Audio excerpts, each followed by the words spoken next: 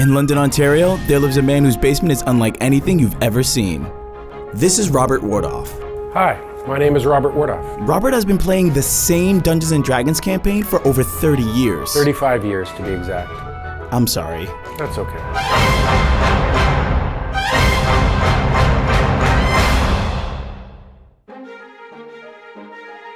Welcome.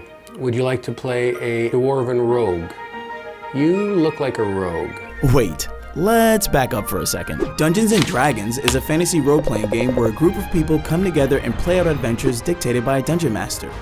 These adventures, also known as campaigns, are set in the Dungeons & Dragons world, and normally have an endpoint, or they just fizzle out due to people's lack of commitment. But Robert is in a league of his own, and here's why. The dude has a serious collection. I think our collection of miniatures is around 20,000.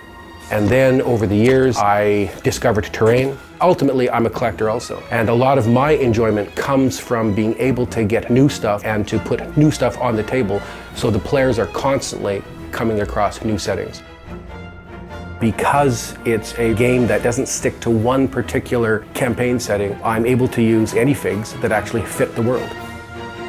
And so it is a long process, but over 35 years, you can develop quite a collection. As Robert's collection grew, so did the number of players. Word began to spread about the never-ending campaign.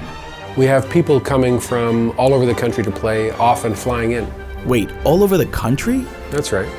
Robert, can we play now? These are some of the people who play in Robert's game. Where are you guys from? I flew in from Saskatoon, Saskatchewan. I drove in from Toronto. Brussels, Ontario. Kamoka, Ontario. Calgary, Alberta. Hold on.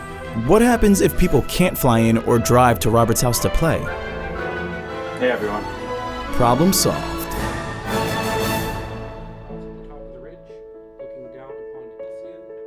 The game has always been determined really through friendship. It's really been a way that I keep my friends together. I knew early on that if I was able to create a game that was good enough, and that means it had to be better than video games, it had to be better than any other game they could find, that they would keep coming, no matter where I was. And so that takes, again, imagination, and it takes change, and it takes having a system that is constantly dynamic, that is changing, that is growing, and that is constantly getting better.